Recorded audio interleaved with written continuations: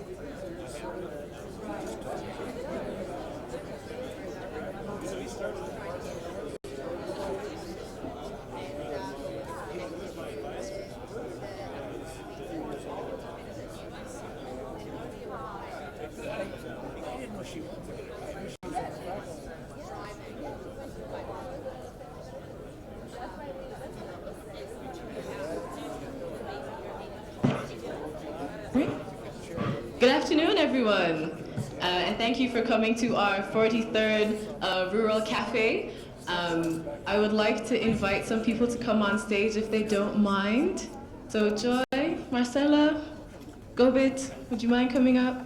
Bruce and John, if you don't mind coming up as well. Anna, if that's okay. Michelle, are you? And Logan?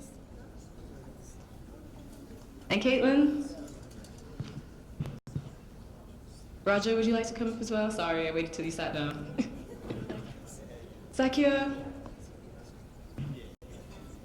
And if there are any medical students who want to participate as well, if you're not camera shy, you can come up and join us as well. I feel like this normally happens that we...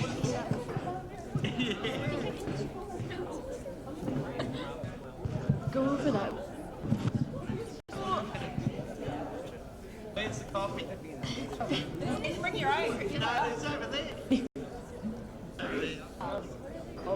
Bring it over here. Come over that side so we can see you. Don't want to be seen. Right, yes. Too late. There you go. Got a proper camera. Yeah, that's Not good. bad. Done. So it's a tradition when we do these cafes that we also have tea and coffee or your hot beverage of choice. That's why the lights. There's a usual. Everyone's connection. Start off with visual hangout. Very nice. Right, well, everyone's getting settled in. I'll just explain a little bit about what we're going to do today. So my name's Dr. Amber Wheatley. I'm from the British Virgin Islands, and I'm a Year 1 Family Medicine resident, or GPST1, in Northern Wales, in the UK. And I've been doing these cafes for 4 years now, with the help of the Rural Seeds team. So the Rural Seeds objective is to basically nurture the next generation of rural doctors, so connecting med students, community members, allied healthcare professionals who are interested in rural, and experienced professionals to sort of ensure that there's a continuity of rural healthcare professionals. And along that thought, the theme for today's cafe will be sort of growing rural seeds. So we're going to talk about some of the barriers and some of the difficulties with starting, maintaining, continuing a career in rural medicine. So if I can just ask everyone as we're handing out coffee and things to introduce themselves, to say where you're from, what year you are, where you're working. Hi, my name is Chris Jache. I'm a third-year medical student at the University of New Mexico, right down the road, and I'm a student. Hello, my name is Marcela. I'm from Brazil, and I am a 50-year medical student, and I am a member of the group Rural Seeds. Hi, I'm Logan Schmaltz. I'm a third-year medical student at the University of North Dakota in the United States. Hi, I'm Zakir Rahman from Bangladesh. I'm Matthew Pavelka. I'm an undergraduate junior at the Indiana State University. Hi, I'm Dr. Joy Mugambi from Kenya. I've been with Rural Cave since the inception, and we've done quite a lot with the young doctors. But currently, my 5-year term as a young doctor is at the end, and I'm the current Secretary Wonka Africa. And I'm Anna, family doctor, Oslo, Norway, 60 years old. Oh. Do we have to say our age? Oh my gosh, no one told me this. I'm Shoma Kaizik, I'm an economist and I work at the WHO headquarters in Geneva. I won't give my age, but I'm 42 years postgraduate, PTY 42. So. Roger Strasser, background as a rural family doctor in Australia since 2002. I've been in Canada, where I was the founding dean and CEO of the Northern Ontario School of Medicine. Hi, I'm John Wynne Jones. I'm in my 50th year as a medical student. I went to medical school in 1969, and I think I'm the oldest person on the stage. Yeah, I'm Bruce Chater. I'm a rural generalist in Queensland, and we always say we're 38 years into our 2-year plan to go to the country. Hello, my name is Mira Moore, and I am a medical student at the Latin American School of Medicine in Havana, Cuba. It's a 6-year program, and I'm currently starting my 5th year. Hi, I'm Tapesh Nagaria. I'm a 5th-year medical student or intern at the Dharma-Making Institute of Medical Sciences in Wardha, India. It's a rural medical college. Hi, I'm Gobi Kadnasingam from Sri Lanka. I'm a young family physician. I have been with Rural Cafe since 2017. I think I have participated, I think more than 4 or 5 things. Hi, I'm Miranda Gerard. I'm a 3rd-year medical student at Virginia Tech Carilion, and I will try really hard not to spill this coffee. Kia ora koutou. My name is Caitlin. I am a GP rural hospital generalist trainee in New Zealand. Hi, I'm Karine Pous. I'm from Brazil. I'm doing my residency in family medicine now. I am almost finished, and then I'll also be part of Rural Seeds. All right, so I forgot to mention one of the most important parts of the cafe. So the way that you interact with this cafe is via our YouTube or Facebook or Twitter using #RuralCafe. So if you go to Rural Family Medicine Cafe on YouTube, this live video will come up and there is a chat feed. So you can ask questions directly to the panel without the shame of coming up here. We've also got Mayara Floss, who is monitoring our Facebook and Instagram feed from Brazil, and Veronica Rasic, who's monitoring the Facebook and Twitter from England. So we're all over the place. Now, the conversation is going to be very organic, so I do have some points that we're going to broadly talk about, but please, if you have any questions that you want to ask any panel members, ask each other or chip in, please feel free to do so.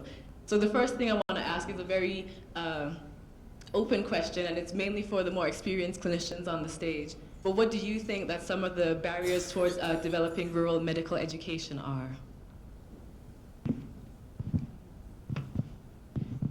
I think for a lot of developing countries, low middle income countries, it's role models and actually having the trainers. And I think that came out fairly clearly in our discussion around Brazil. I think with Karini is trying to, how do we get around it? And I think I'd like to hear Ian Cooper maybe comment on it, because he spoke very eloquently, I think, at the Rattlesnake Pit about, you know, taking up that challenge and saying building a academic centre in a rural area that had, inverted commas, no teachers, and making that into a good experience. I think we're all, as academics, really worried that we'll damage your career in some way, and so we need to be able to challenge you but still provide enough safety net.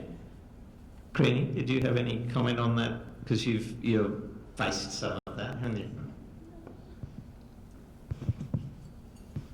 Yeah, I was talking with Bruce a few minutes ago about that because in Brazil we have now about 6,000 family doctors and we need about 60,000 for all the country.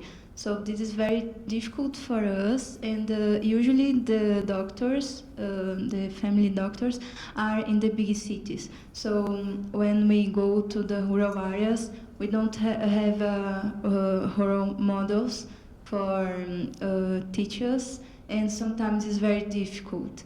Maybe Marcela can talk a little bit about the internship, the rural internship. Oh yes, in Brazil, most of the university doesn't have a rural internship and doesn't have a rural team in the curriculum. So in my university, we are starting a rural internship like 2 years. So it's very difficult because we don't have enough doctors to train the students, and we are trying to use telemedicine to help with this, but doesn't have enough resources. So it's very hard to retain doctors in rural health because they are not training in rural health. Any of the other? Yeah, just to enlarge on what's been said, I mean, a lot of what's been said are really mindset issues.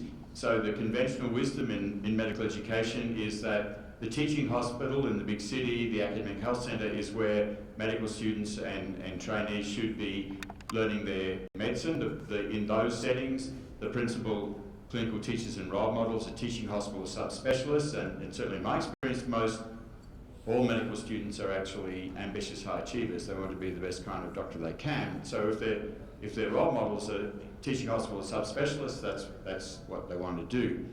The idea that the students and the trainees actually should be learning in the community clinical setting where you expect them to practice in the future is viewed with suspicion. You know, that's seen as rather doubtful, even risky, dangerous, at least in the medical education establishment.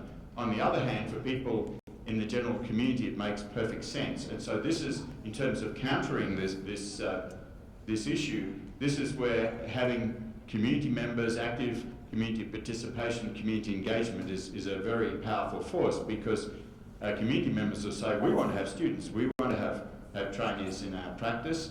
And another part of this is having the medical school, the academic institution, recognise that the providers of care, whoever they are in these communities, they're the experts in that setting, and actually acknowledging and appointing them as academic staff or faculty members for the program.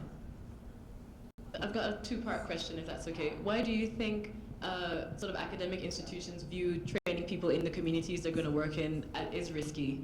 And do you think that maybe not empowering rural doctors to become trainers is part of the problem as well? Yeah, that's exactly what I was saying. It goes back to flexness. So the conventional model of medical education is that medical students, the first half of their education is at the university, learning the basic sciences explanatory to medicine. Second half in the teaching hospital, academic health centre, where the physicians use the scientific method in their clinical care and research. And 100+ years ago, that certainly made sense in the US and North American context, but in the 21st century, that's really an out-of-date view. But nevertheless, that's the conventional wisdom that has to be challenged. In your experience, Roger, has there been battles around financing? Because obviously, scales of economy can mean that having all your students urban is cheaper. So if we send everyone rurally, obviously there's more of a cost, and I don't really see that as a barrier because it's an important part of recruitment and retention, but just how did you kind of battle that? Yeah, so that's a very good point. Having students and trainees in multiple different locations, rural remote areas, of course, the per unit cost is greater, okay? And in Northern Ontario School of Medicine, we have what we call distributed community engaged learning, over 90 sites where our students and our residents, other learners may undertake part of their clinical learning. And what we've done is to look at the whole picture in terms of cost. So yes, the per student or per resident per year cost is greater, but when you look at the fact that the return on investment for the community, so for every dollar of taxpayers' money spent in Northern Ontario, there's more than $1 worth of new economic activity that wouldn't be there without having the medical school. Plus, the success in recruitment and retention of our graduates has actually helped to improve access to care and quality of care, and that supports local economic development as well. So you have to look at the whole picture and realise that actually it's worth the upfront expenditure for the value to the community and ultimately to the taxpayer. Just to bring back the conversation to what we were discussing earlier about the scenario of rural healthcare, at least in medical education. So in India as well, we were discussing about this during our future of family practice and rural healthcare workshop just now. And so we have a compulsory rural posting for a month and a half. But the thing is that we are the sole healthcare providers there at the community healthcare centers. So in one way it is very overwhelming, and another way it is an unparalleled education opportunity without supervision. Yeah, we're learning from our patients. Dr. Pratyusha could not be here. He joined us using video conference, and he mentioned that instead of doing this, where medical students, so in public education system, if you graduate from a public college in India, you are compulsorily required to do 1, 2, or 3 years of rural health service to get your degree after you've completed your entire course. That creates a lot of problems because most of the people don't want to do it, and so that makes them non-consenting in that case, and that creates a lot of problems because they don't provide the best level of healthcare that they can provide. And I mean, I don't know a solution to this. I just wanted to point it out. Yeah. If I can just add some comments from our YouTube feed. So Mayara would like to ask, what is the difference between low and middle income countries and high income countries, and why do we have this dichotomy? Very loaded question.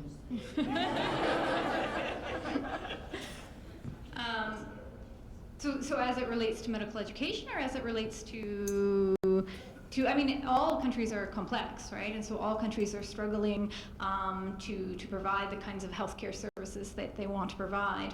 And we all have challenges on low and middle income countries and on high income countries. I think one of the things that we notice when we're working in low and middle income countries is maybe the health systems are set up in a way that is slightly different, and that might be more akin to a middle income country or a high income country. And so what we tend to do is not sort of think about socioeconomic status, but rather how the healthcare system is set up, the barriers that might be implemented in that healthcare system, and then what other countries who have similar healthcare systems are doing in that space, rather than comparing socioeconomic status. So it's more about the systems, it's more about learning what we can do within the structures that are there, and then maybe how we can change some of those structures. John? I mean, it's interesting. I go back to that ILO report, and it states that actually the rural-urban divide is omnipresent, from the richest to the poorest. And interestingly, when we did the work for WHO, doing work on the checklist, the bizarre thing, we kept on saying, well, it's the same here. I mean, it's the same here. And it clearly is the same here in the US. And there is a huge divide. So this is the richest country in the world, and yet at the same time, the urban-rural divide is probably the greatest in the richest countries. Thank you, John. In fact, that study really showed, it debunked the myth that it's a problem in lower and middle income countries and it's solved in high income countries. I mean, that we always thought was a myth, but in fact, doing that work showed us that really there's so much in common. What we have is more in common than not. Yeah, that was certainly our experience with the partners across the north of Europe and the Arctic. Yeah, with us in the remote rural communities, we have more in common with each other across international borders than we have with the people in the cities, in the big cities in our own countries. But I'd make a comment about the issues are similar, the richest and the poorest countries. However, the poorest countries, there are specific challenges. I recently reviewed a research by a physician in Peru and looking at these issues, and he acknowledged that the pathway and all of those ideas really are relevant and having some value in Peru. But if in the remote rural community you don't have electricity, you don't have running water, you don't and he posited there's Maslow's hierarchy of needs that has to be addressed before you get onto the pathway. And then there's international immigration on that, right? Where we tend to see the migration of health workers going, in a certain direction, and so that compounds the problem in a rural area of a low-income country that might not be seen in a high-income country like Australia that has their immigrant health workers, being funneled into certain areas. So that raises another issue that I see as really important. So no country, the poorest country, wants to be seen as having a second-class medical school and nursing school. And at the moment, there's a single international standard for graduates from these schools, which is that they have the skills and the potential to work as first-year graduates in the teaching hospitals of New York, London, Paris. So that's what they do. Their degree is a passport out of the country. So it's a kind of double loss, really. It's not just the rural areas, but it's the whole country that loses when those graduates move to a higher income country from where they graduated. Anna? Just a comment, the Nordic countries, European Nordic countries already mentioned. And I'm thinking back on the history in my own country. We are now a rich country, but that's the short time since we became a rich country because of the oil in the 1970s.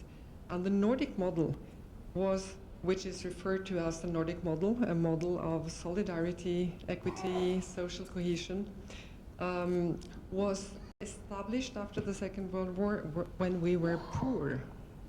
So I don't know, and what I see in my own country and in the rich Nordic countries now is that solidarity is challenged because we are rich. And I fear that, or I know that the divide is increasing in health and health outcomes in my own country. So it's more complex. So I think the question was very good.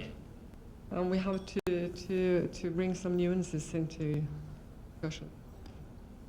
So I have 2 points. The first one was for Roger and the second one was for Anna. You mentioned about second-class education, well, don't you think that also, like you said, that the degree becomes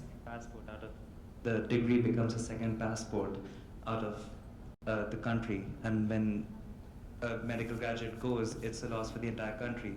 Don't you think that when governments then create policy that are very prohibitive to recognition of degrees elsewhere? For example, in India, our degrees are not recognized in a lot of countries, and we have to go through a lot of processes to get our degrees recognized. So do you think that those prohibitive measures are necessary if you want to create a truly global healthcare workforce? And the second one was for Anna, because I've been working in Denmark for the past 3 months as a surgery intern, and I can see how the FINO, what we call in medical students, our association, the term is called FINO for Finland and all the Nordic countries, and I can see that there are still frameworks within the EU for recognition of medical degrees, but within the Nordic and especially within Scandinavia, the coalition is quite strong. The health workforce movement is quite frequent and more than all the other EU countries combined, I think. So do you think that is a model that can be exported essentially to other places? And that's not just about the languages, because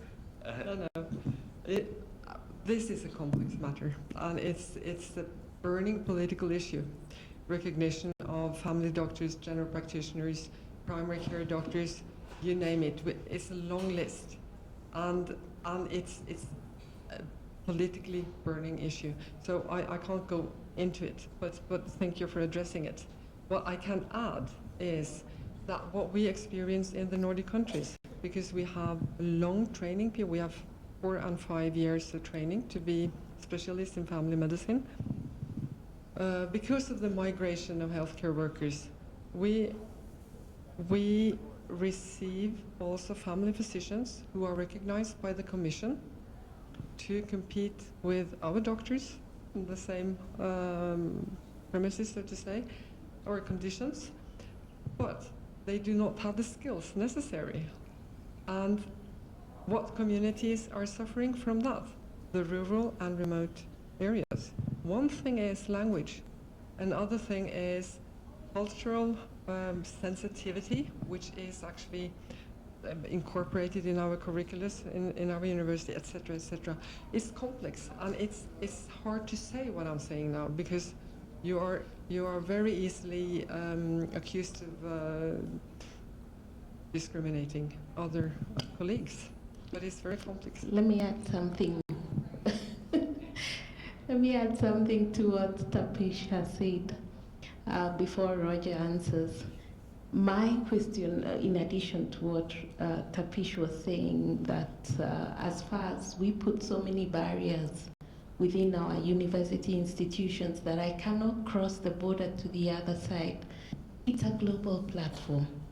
If we put so many barriers, you could be visiting India or Africa and you collapse. Who will treat you? Does my degree become of less quality outside my country, but of higher quality in my country to be able to treat someone from another country? We need to look for global ways of ensuring that we remove those barriers. We are human resource for help, be it in the United States, be it in Africa, be it in India. Yeah, so the 2 comments. The first is that the issue and the importance of the cross-fertilization, graduates in different countries going and working and having experience in other parts of the world, it has real value. This was recognised in Melbourne in 2005, the Rural Wonka Conference there, and the Melbourne Manifesto. It provides a sort of code of conduct that encourages exchange, like the movement between countries, but also recognising individual agencies, that specific individual agency, that is, individuals should have the opportunity to make choices and to move to where it makes most sense for them to be living and working. In 2010, the World Health Organization took the 2-page Melbourne Manifesto and turned it into a 10-page code of conduct. It says the same thing about that really it should be supporting an exchange, but also countering the notion of poaching, that the rich countries sort of taking the medical graduates, poaching, taking from those countries that most need their graduates, and filling gaps in their own system. So that's point 1. Point 2 is that I don't see putting up barriers and rules and regulations as the counter to what I said about the single international standard. My view is there should be an alternative international standard, which comes from the social accountability concept, that medical schools, nursing schools should be measured by a standard which is about the proportion of their graduates who actually choose to provide care in the underserved, remote, rural and other underserved communities in their own country. So it's having rural medicine, if you like, the rural generalism as another standard, and most of us would say a higher standard in some ways, but also the parts that you've just elucidated, Roger, about being able to serve in communities a bit better and know communities a bit better. But I don't think, sometimes governments then make that a lower standard, and I think that's the trap a lot of the time. We don't want it to be a lower standard as I said before, we've been accused of being elitist with respect to our rural medicine program, and I say, yes, so what? That's good. And I think it's aspiring to something that's connected to community, it's aspiring to something that can serve community, rather than aspiring to something that can go into a big hospital and make a lot of money in a big hospital too. Can I just say one thing? And I'm going to hand the microphone over then to some of the younger people, because I think we oldies have said enough, actually. But actually, if you look at the economics of this, the really unfair thing is that nobody recompenses these countries for the money they spend training their doctors.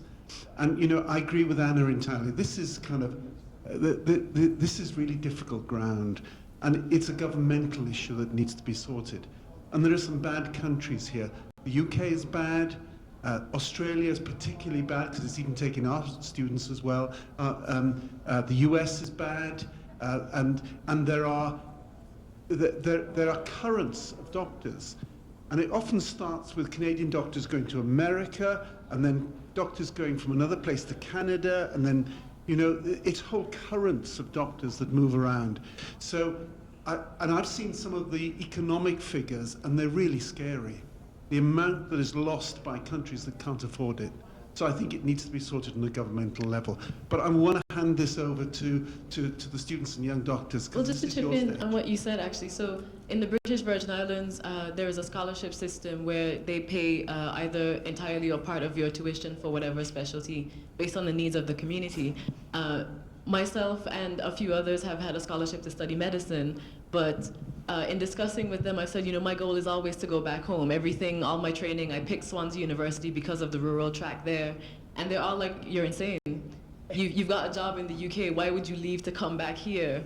And talking to other students in the Caribbean, it's exactly the same. They're like, our goal, as Roger said, is to be good enough to work in New York or Canada or the UK, London, and you know, they're not interested.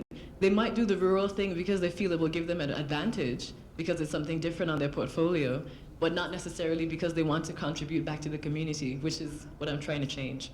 So my question to the young doctors and students and pre-med student on the stage, given all of these issues with training and with programs and funding, how is that affecting your decision in terms of picking family medicine maybe, or rural medicine for your future career?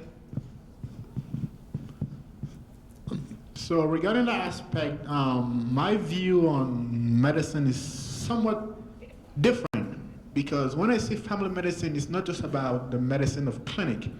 Like it was mentioned before, it's part of also managing like the access of care, because they're the primary needs of every single human being. That's food, water, be able to have a roof under your head, going places without having to spend hours to get there.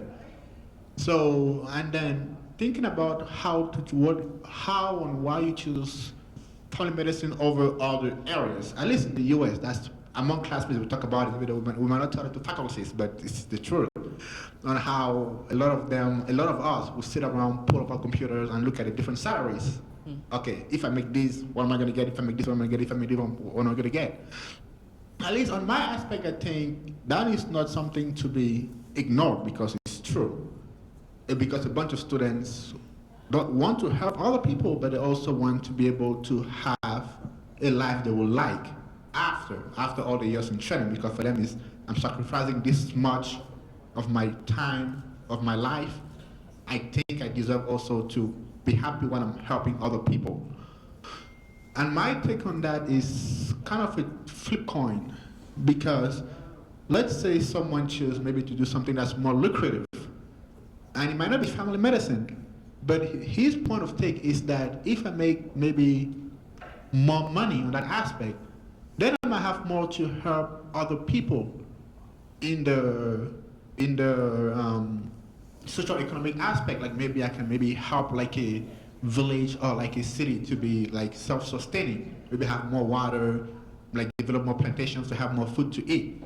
In some way, he's still involved in rural medicine, even though he might not have chosen the rural path in one way. And the others are just family doctors that will just actually go and actually practice medicine in those areas. So it's more of a flip coin on why and how you choose like the specialty you go into. And the other part to that was mentioned about like other countries like stealing all the graduates and stuff like that. It's somewhat similar, but then at least for me, because I remember why I left my country, because it wasn't for me. It wasn't more of stealing. It was more of like it was talked about like a way out of the country somewhat, because I wanted to do medicine. That was for sure. But then there was no way for me to get into medicine because people saw the admission into medicine as also way of source of money for them, for the not the applicant, but people reviewing applications. And then you will see how it goes back to the basic needs, because for them it's okay, if this person is poor, but then he can pay me just for his application. But this other person has the money that paid for his application, and that money I can go home with the money and then provide food for my family. Then now it becomes like a very thin line of thinking about ethics and survival, which is something that we all face no matter where we live at or under what condition we live in. But in thinking about that, then that's how a lot of people end up leaving the country, not because they don't want to stay, but because there's no way for them to get to where they want to be without having to leave. But then the other aspect now is, after they leave, what is the motivation that's going to bring them back? And knowing their history they had to go through to be able to leave. So it's more of a flip coin when I think about it in that aspect. Logan, do you want to? Yeah, so one thing I wanted to bring up is I was talking to a couple of physicians yesterday about the differences between countries and how much money you have to pay as a medical student in the United States specifically to just get trained. And so it ends up being $400,000 or $500,000 for some students by the time they actually graduate to pay off that debt. And when you become a family physician, that is the lowest paid specialty in this country. And so that is a huge deterrent for students to even choose family medicine or choose a rural location, because how am I going to pay off this debt? It's never going to be forgiven if I don't pay it off. So I can go work as a radiologist, I can go work as a dermatologist and make twice as much as I would be making as a family physician, and be able to pay off my debts much quicker. And I don't know how that differs from country to country, but that is one of the biggest barriers in the United States, and it's continuing to get worse and worse. And I'm not really sure what's going to happen. It's just all it's doing is keeping students from choosing more of a general practice, and which we need significantly, and going into those specialty care, and then leaving the rural locations without physicians.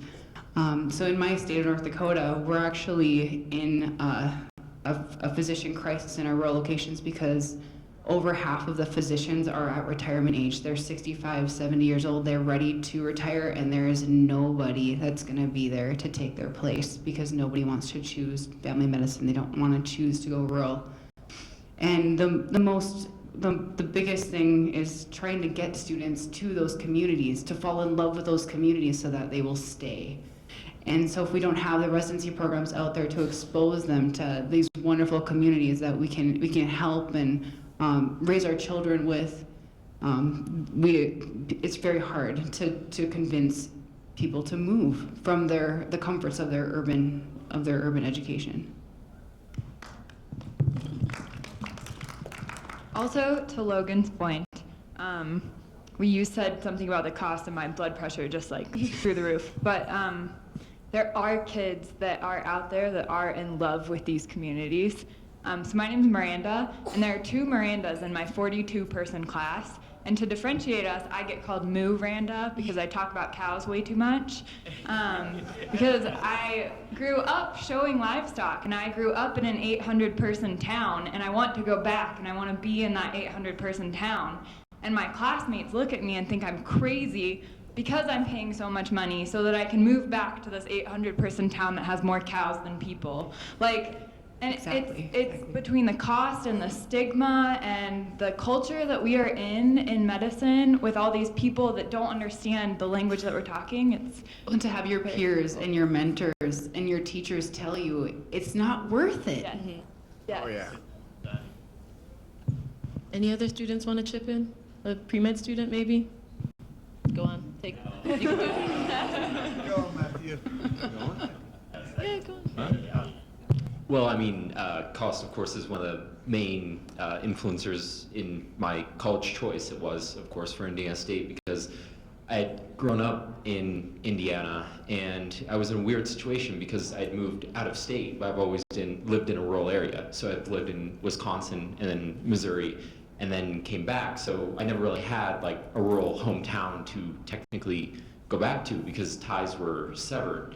And so the university I went to, Indiana State, offered a program for individuals from rural areas that were looking to go back to rural areas, and they covered tuition and helped with networking and everything. And so by, of course, being involved in that, I've been able to, of course, come across this conference through, of course, a chain of events, but also get involved with the local health network and get involved with some really good family physician leaders within just the Terre Haute area. So family medicine may be looked down upon as a specialty, but it's more community involvement than most others. They're leaders in the community than most other specialties. So,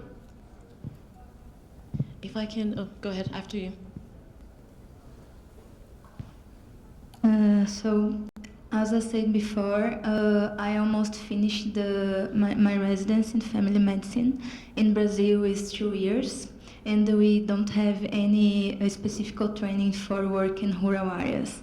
And now I'm start to thinking about what I will do the next year, and I really want to work in rural areas, but in the same time I'm a little afraid because I'm not sure about the skills, if I have is enough. I believe not.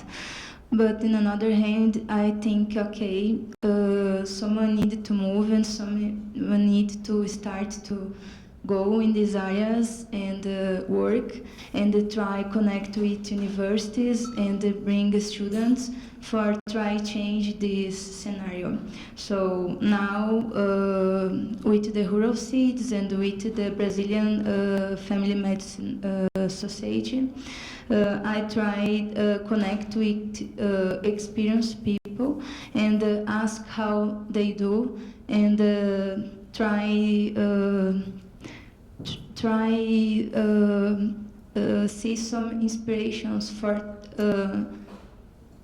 do something in Brazil. Sometimes it's very hard. Now our government is a little bad, and this is a little frustration for us. But we try to connect with more people from another parts of Brazil and together do something for moving on and change these things. If I can just put some comments from our YouTube feed again. So we have from Jill Conkin, who says, as Roger Strasser says, ROI needs to be considered. Rural communities benefit by about 1.5 times the cost of having students in the community. It's an economic driver and not a drain. And we have Ian Cooper, who has said, many LMICs still strive toward a perceived quality of education that's based on a traditional perspective. So they keep high-income countries as the gold standard, as we've discussed. And he also said we should move past Maslow's needs and look at Max Neef's human need, a Chilean economist working on development alternatives.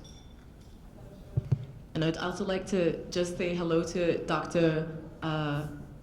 Clemenceau Luckner, who's looking at us from Haiti. He's a rural doctor who's been working very hard in a rural community there, and unfortunately couldn't attend this conference. So sorry, carry on. Okay, so when we're talking about costs, essentially, and I would like, so I look at this more as a problem statement and not a solution. I'd let the oldies figure out the solutions to the problems. I don't know how much it costs to become a doctor in the U.S. Apparently, it's somewhere around 150 to 200,000, or is it more than? Okay, so starting last year, I was just calculating as we were all speaking, and the fees in my college for 4 years of the medical degree is $120,000. and that is India, where we are a proper low-income country. I wouldn't call myself from a middle-income country. So, but I was saying that this is leading to a big problem of unsustainability of medical education, where people are just de-incentivized before they even think of becoming a doctor. So that is going in the exact opposite direction of where we want to have more doctors, but we are at the same time making it so expensive that it won't be possible. And when people who invest that much money in their education ultimately say that, okay, I want to earn that much to at least pay off the loans and the debts that I've accumulated over the years. And you can't then expect the healthcare to be cheap as well then. It will ultimately go down to the patients. And I think of it as a very, very big problem in the coming years in the long term. From a person who's just about to graduate, it scares me a little bit. Sorry, I'm introducing myself just now. I'm Ellen, I'm from Brazil, I'm a doctor. Right now I'm not actually in a rural setting, but I was. Just to complement the comments that we were saying, I think the big issue is that we are not advocating for primary care is the first thing. The health systems all around the world, they have a big issue about costs. And we have to speak out that the primary care can reduce costs. That's the first thing. We have to speak out that say that our specialty actually has a high level complexity in the sense of social issues and understanding the patient needs and all.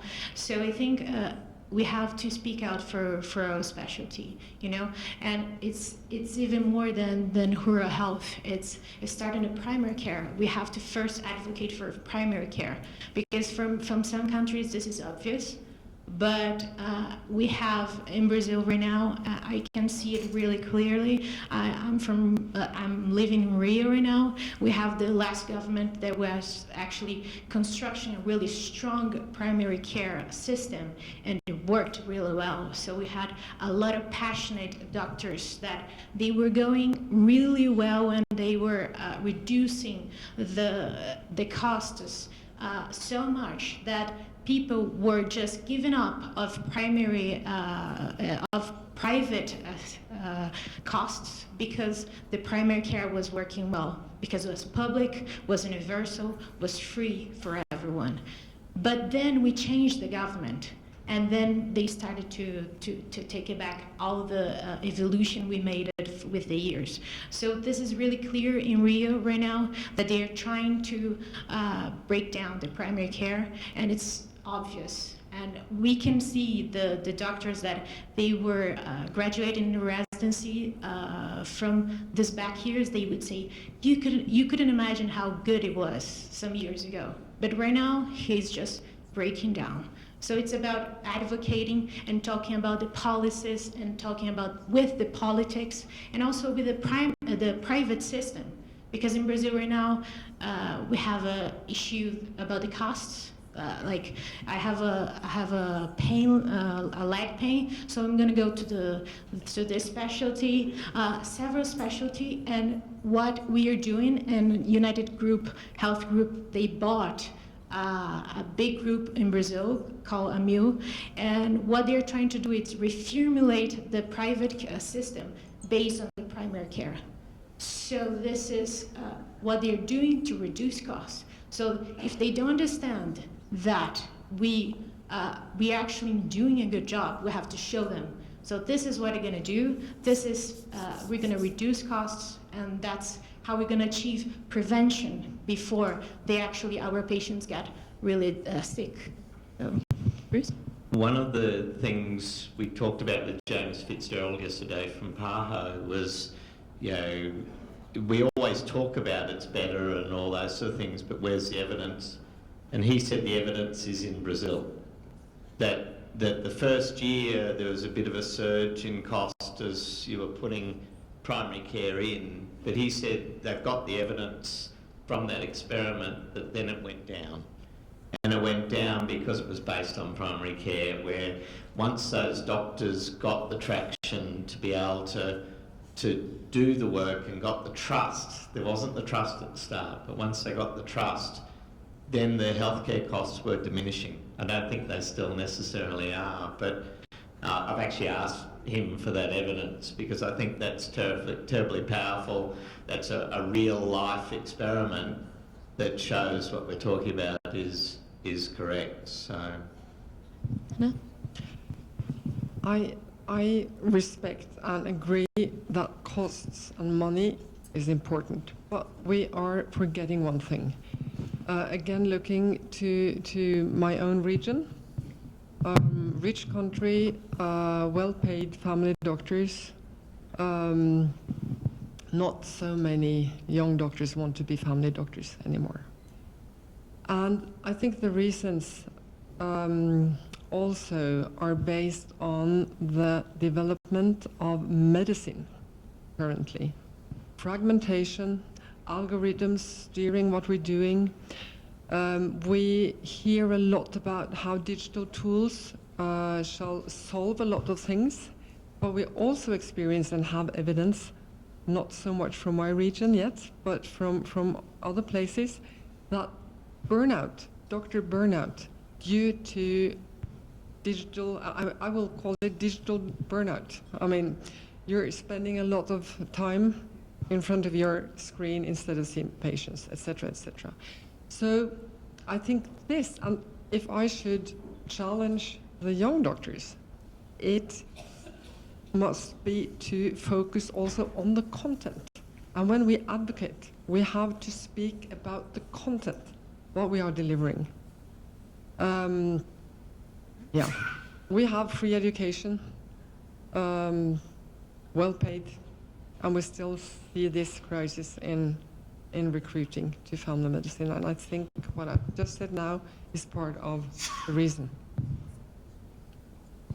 Maybe what I would want to ask, because I think Amber has asked about the young people, about the old people experience, but I would say I'm somewhere in the rural. I've started off, I'm 3 years into rural, and I'm already getting bored. So how do you keep the fire burning? How do you keep yourselves from getting tired of the rural places because you feel you're not developing?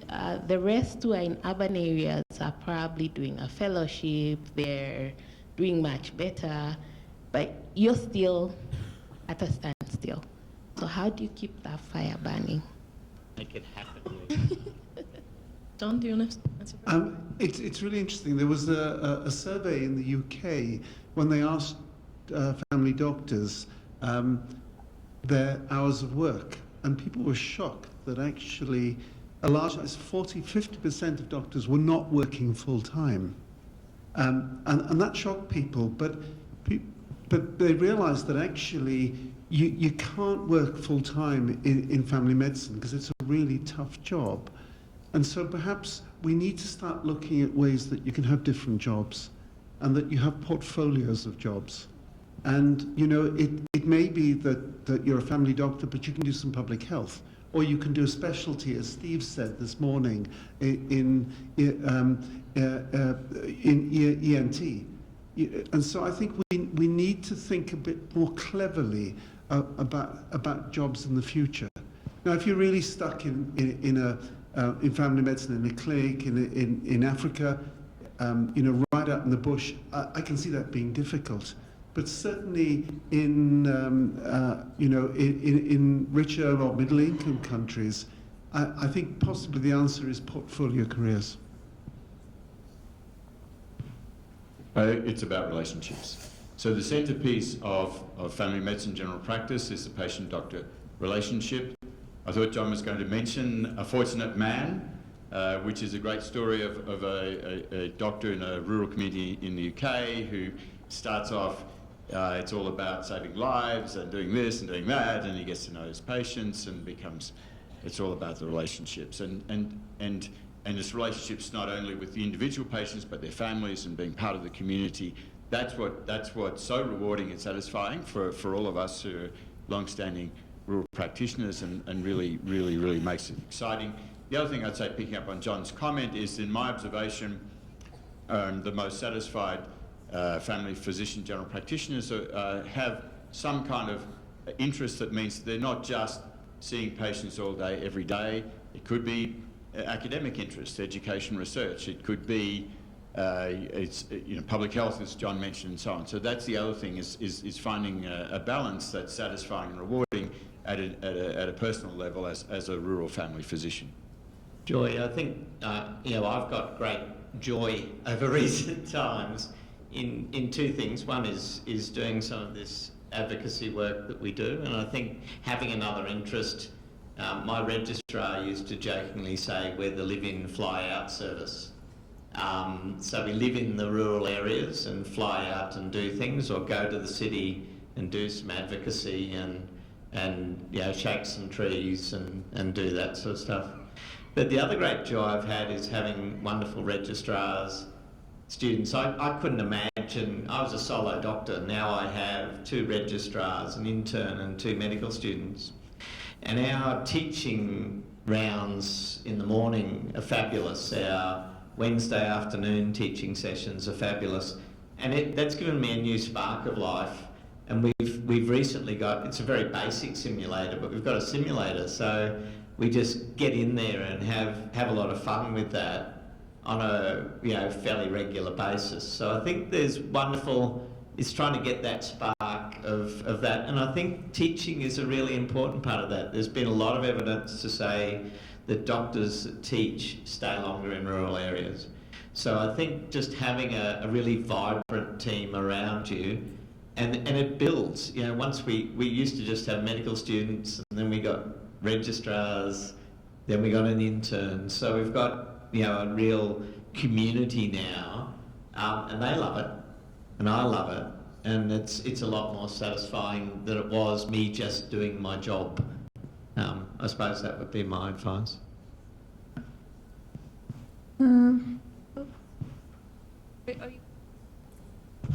I was just going to say a quick response to what he was saying, and then also something else.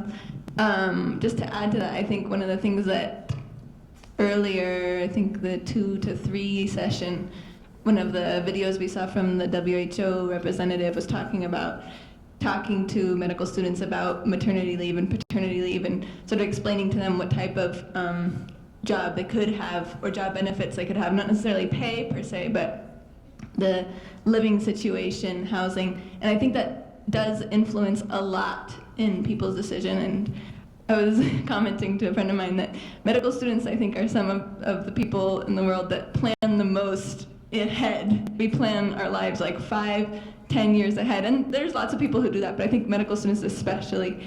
And so when we can hear someone telling us about how we can raise our family, even though it's still maybe 5 years or 10 years down the road for us, I think that impacts a lot of our decisions. And then I also wanted to comment something earlier related to the discussion around medical education. I go to school in Cuba, and I think it's relevant to the conversation, a lot of the issues that were being discussed, the cost of medical school, number of doctors going into primary care, the motivation to go into primary care, mentorship, things like that. And I just wanted to sort of highlight my school and pitch my school as a school that's been doing it for a while, really, really emphasizing that. So it's a free medical education, which does exist in other countries, but they specifically recruit students from low-income areas, from rural areas, from places with little access.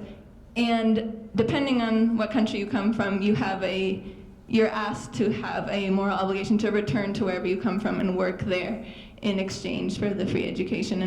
And there's a variety of what happens in reality, but I think on the large scale, it is successful in attaining those numbers. And I wanted to add that from first year of medical school, so we have all the basic sciences like other medical schools, but we also have classes that emphasize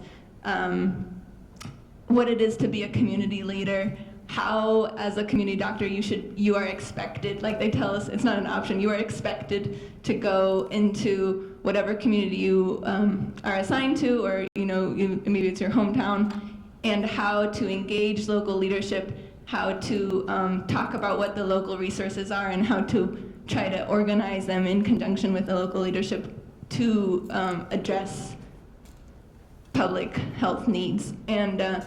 And so it's really wonderful to be here at this conference and having these discussions. And I also am feeling really appreciative of my own training, because a lot of the things that are being discussed I take for granted.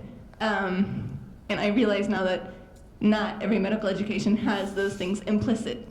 And so I hope that we can all continue working together. Thank you. Thank you very much for that. So unfortunately, we've actually ran over our time. So can I ask everyone to make very quick final comments? You can plug your workshop if you have one, promote any event that you want to advertise now, but please keep it to a few seconds. Should we start? That's all right. Well, last 4 years, 5 rural cafe I was there, and we need some encouraging talk as well, because we need there all our future. I'm in a middle position. I'm not so young. A couple of years before, I was the secretary of Spacesuit Movement. So now I'm going to be full-blown mentor. So my observation is, we need some exemplar. We need something to encouraging. So many people are working in rural area, and their example. They are successful men. They are showing it. And any interview they show, I am successful. So if you are come to rural, then it will be rewarded definitely. You have some competition, less competition with some people. But if you work in urban, you have so many of like you. In my country, 1 year internship after 5 years, and it paid $120. But people are happy. Government just a couple of months before advertised that 2 years internship. 1 year is in same institute or same teaching hospital, another 1 year is in community. At that time, John was also there. We have an exemplar, Dr. Abu Said. He was placed in a central position. He goes to a rural and he do rural practice. Now he is general physician, special interest on whole body surgeon. He can do every day 10 cesarean section. Even in gallbladder operation, appendectomy, in 2020 April, you can meet with that guy. Just awesome. And he established a medical college. Once he tried to admission in a medical college, now he established a medical college. And fortunately, this will be going to be a first rural postgraduate training center in my country. And that will be exemplar. So you have something to show up. And I'm very happy for rural. I'm in a strong position. Let's keep it going because we're running. Okay, so thank you very much. And go rural. Go rural and yes for rural. So I'd like to just wrap up by saying thank you to Amber and to Karina and the whole, my Ara out there, the whole Rural Seeds team, for bringing us together for this Rural Cafe, another fantastic Rural Family Medicine Cafe. I vividly remember the first one 4 years ago, and there have been so many since, and encourage you all to participate as you get the notices of the Rural Family Medicine Cafes to join in.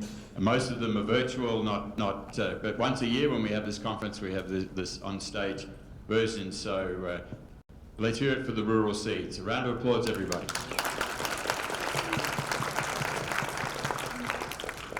And on that note, I'd just like to say that there is a Rural Seeds pizza and networking event tomorrow evening. It's on the bottom of the agenda for tomorrow, but we would love for you to come and join us and find out more about what we're doing and network. Last and final comments, please, 2 seconds each. Okay, I just want to say that groups like Rural Seeds and meetings like that, it's the thing that helps me to stay in my rural pathway. So I think that's very important. We stay here and discussing. So follow us in Instagram and Twitter and enjoy Rural Seeds. And tomorrow also we have another activity of Rural Seeds at 4:15 when we will talk about more about our projects. If we want to join us, we will be very nice.